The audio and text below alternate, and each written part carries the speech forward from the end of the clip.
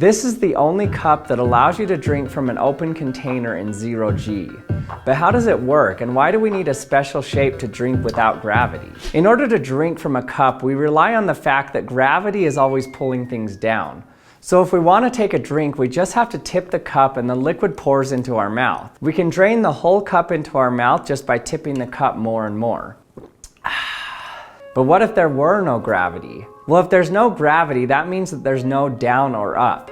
So when you tilt the cup, nothing happens. The water doesn't flow into your mouth. This is the problem of astronauts on the International Space Station. Usually on the ISS, because of the no gravity problem, astronauts drink from a bag with a straw.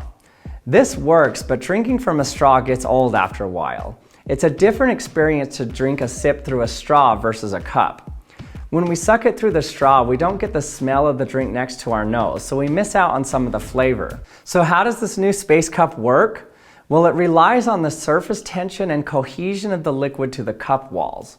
Normally, in order to pull the liquid up, the cracks or holes need to be very small. For example, a paper towel works because of tiny little spaces in between the fibers. And in this capillary tube here, you can see how high the liquid rests naturally depending on the tube size. But if you aren't fighting against gravity, you don't need a tiny crack or a hole. You just need a slightly pointy section. So since this side of the cup has this sharp crevice, the liquid will naturally climb up the crack. But notice it isn't doing it now. That's because it has to fight against gravity right now. If we take the gravity force away, then we should be able to see the water climb up the crack. So how do we turn off gravity? Well, we do it the same way the ISS does. We just drop it. When something is in free fall, the gravity force drops to 0.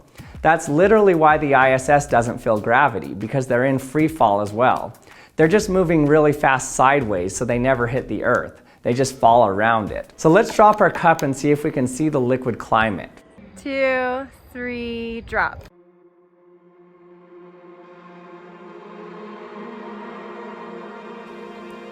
Whoa, it worked. So in this case, the water actually climbed out of the cup. But if we had a longer time, then the surface tension of the water would have pulled it back into the cup. With dropping, we can only see it for a short time, but you can see the cup in action in this video here, with a real astronaut in space. It's so cool. So now we have cups that work in space. We're now ready for our interplanetary travel that we've been promised for the future.